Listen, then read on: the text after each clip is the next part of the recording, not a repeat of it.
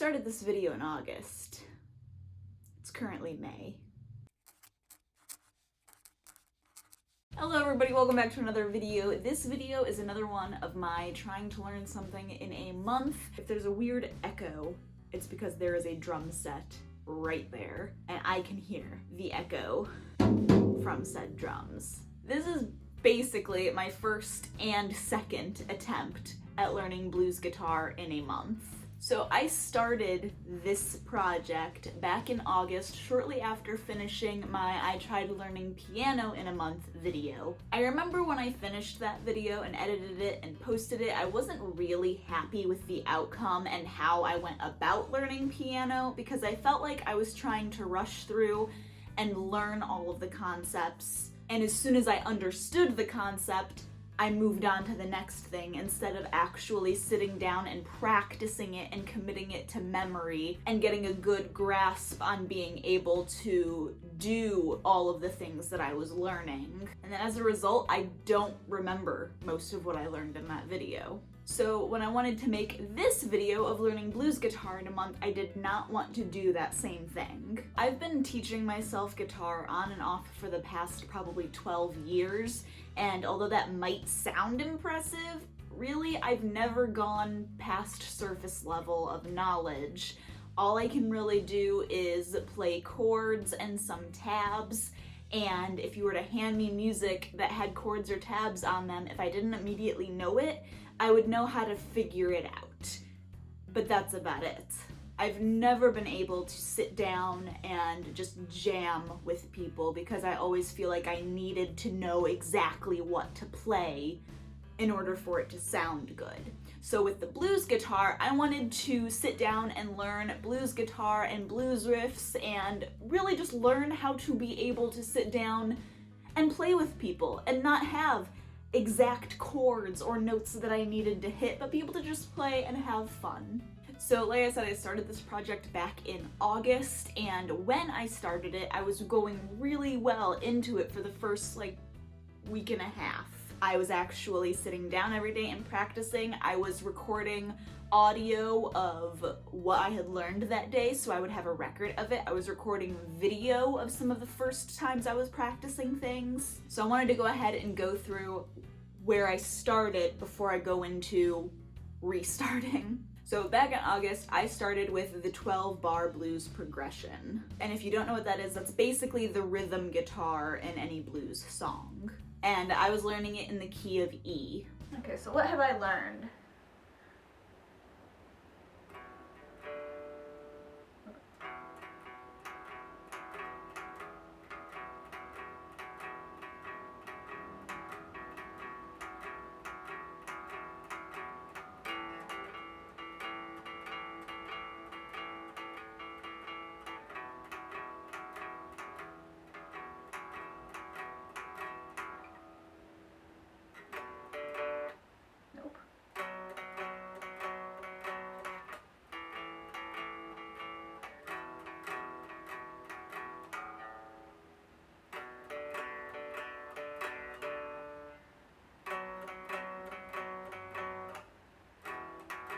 I also started learning the scales. Now in blues guitar, for every key, there are 5 different positions for the scales on the fretboard. I started learning in E blues, the pentatonic scales in the first position, and because it's E, technically the open position, I guess. So the first position is down here on the 12th fret, and the open position is up here on the very first fret and with open notes as well. And then what else did I learn? I learned this one, which is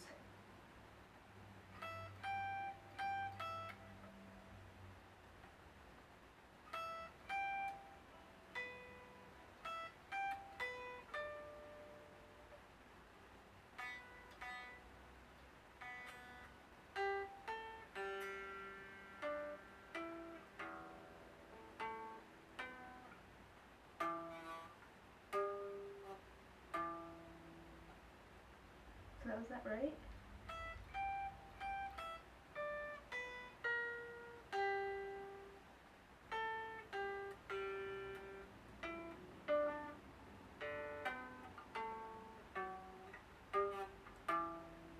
So the next day I was reviewing and playing around with the E minor blues scale in the first position again, and really just trying to get a better grasp on it.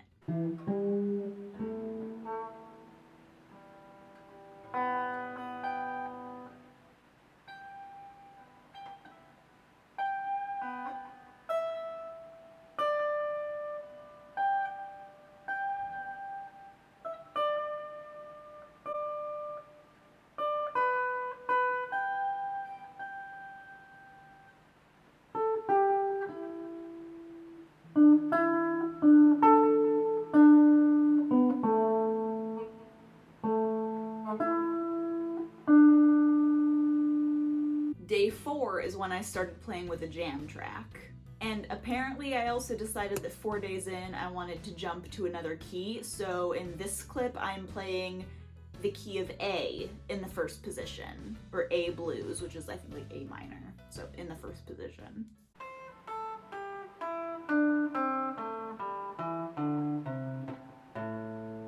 So I'm gonna play around with that scale while this jam track is going and just see if I can make anything of it. I've never played along with a jam track before. This is literally 4 days into learning blues guitar. So we're gonna see.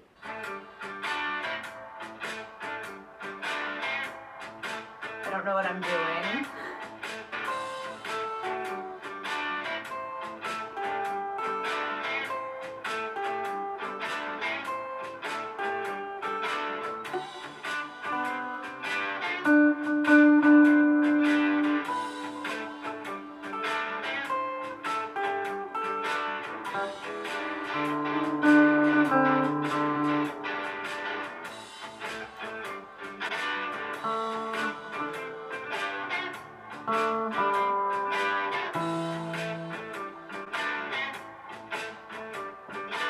This is so nerve-wracking. And then I was learning a second way of playing the 12-bar blues progression. Today I looked up a super beginner for 12-bar blues, learned a second 12-bar order where it's not 4 of 1, 2 of 2, 2 of 1, and then, 4, and then 4, 2, 1, 4. It's actually 1, 4, 1, 1, 4, 4, 5, 4, little riff, repeat. And the riff lasts 2 bars.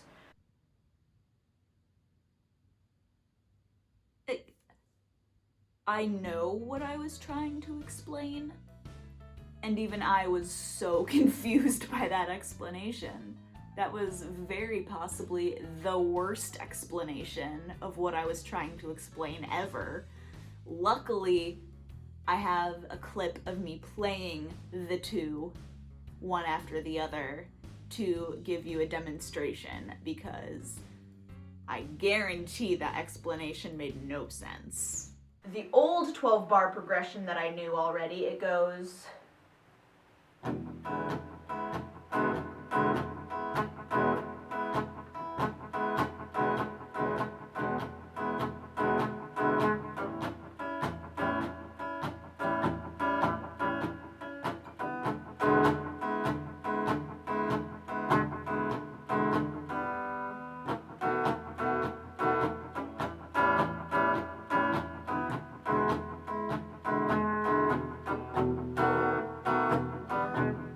repeat. The new 12-bar progression that I learned was this.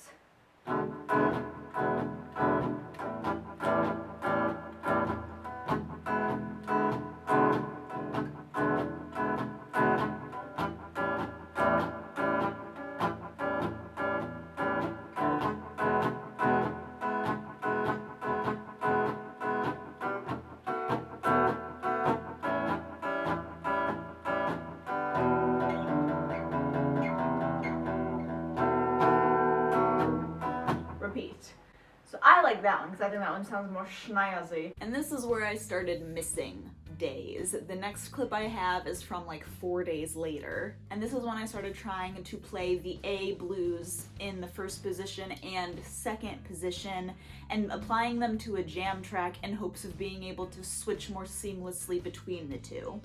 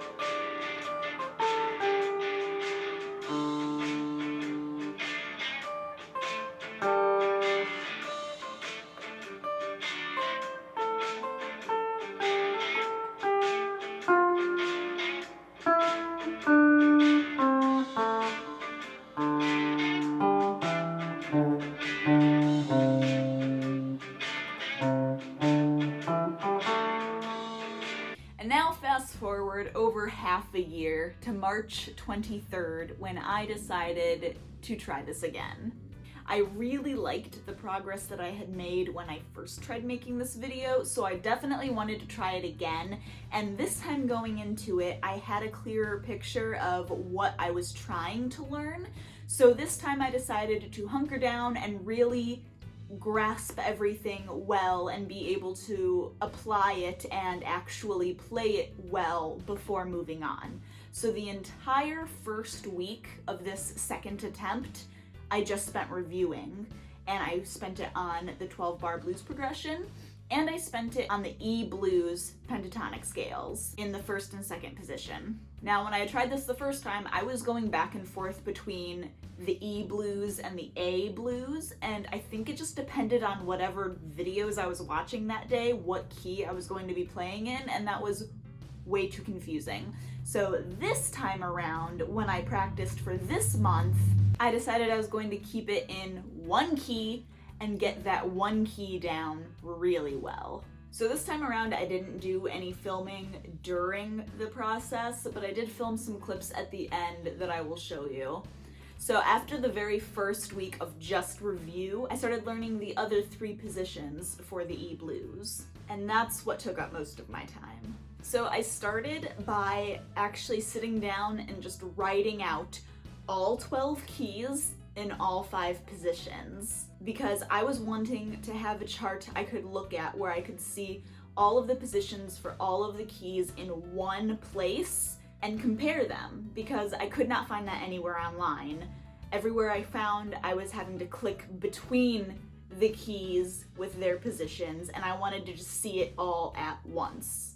And I'm a very visual learner, so doing this was hugely helpful for me, because then I was able to actually start seeing how all of the positions connected to each other, and it helped me in learning how to flow between them much more seamlessly. So the way I went about memorizing all 5 of these positions for the E blues scales, or the pentatonic scales as they are also commonly called, is I would spend one day on the first position, and I would play that scale all the way down and all the way back up multiple times until I could do it pretty seamlessly and without having to double check what the notes were that I was supposed to be hitting.